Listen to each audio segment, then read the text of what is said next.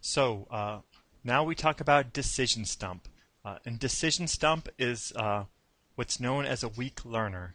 Let me write that kind of in parentheses here, that it's a weak learner.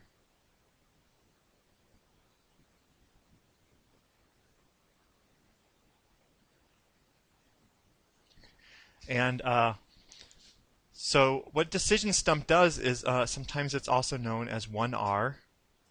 And I'll also write that here. I'm not sure how Weka refers to it.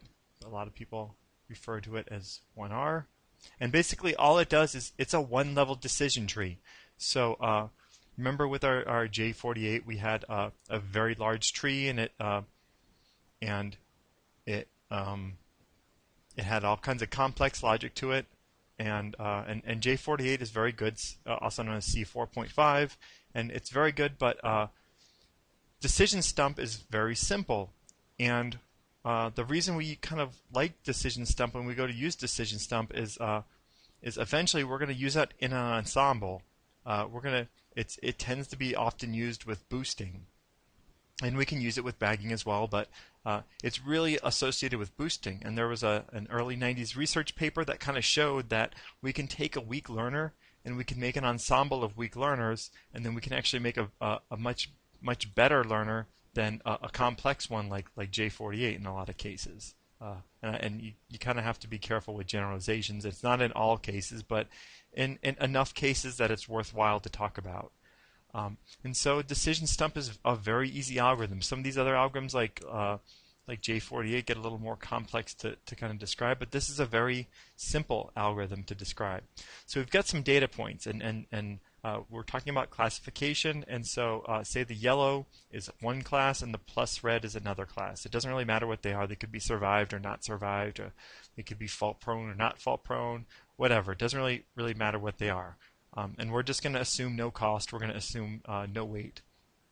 And with decision stump, essentially what you do is you try to draw some sort of straight line, and that straight and the goal of that straight line is to make as few mistakes as possible. So there's a couple lines we could draw. I should have maybe drawn a little bit better separation, but a valid line might let's do something like this. And so we can say the stuff on the left is going to be a one class, and then the stuff on the right is going to be the other. And that works out pretty good. It got all it got all the reds correct, and then it got all the yellows but one correct, all the minuses, and that works pretty good. And that's it. It's very simple. All you basically do is figure out, and there's some algorithm. It goes through and tries all the combinations. So it might have drawn a line here, might have drawn a line here, and so on and so forth. And then it's maybe started with vertical lines. And essentially, what we want to do is we kind of want to come up with a line that that has the most correct answers, assuming no cost, and we'll kind of ignore cost for now. But hopefully, you can see why it's a weak learner, because it can make a lot of mistakes. If there were some extra kind of pluses on the crossover on this side, if we had some more pluses here, then maybe it wouldn't have been so good, and we get a little more messy.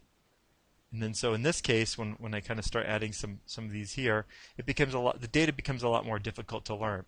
So that's why we call decision stump a weak learner, is because it can only make one decision, one R, one level of a tree, and then that's it. That's all you get, and you have to kind of do your best bet, or your best guess, and then that's all you get. And what we do later is we combine that into an ensemble, and then what we do is we go through and we make a bunch of decision stumps, and we say, okay, this is the best decision stump. Let's make another one, and let's look at all the ones we got incorrect. And then you make another decision stump, and you say, okay, let's look at all the ones on that one we got incorrect. And so we make all these different decision stumps, and we take a bunch of weak learners, and then we combine them into a much better model. And this has been shown that that it is, both experimentally and mathematically, that it is a better model when you take a bunch of weak learners and form an ensemble. It also makes things you kind of get at the same time the other benefits of an ensemble. So I wanted to make sure you understood decision stump and kind of the internals of it, and it's very simple. All you're doing is a one-level decision tree.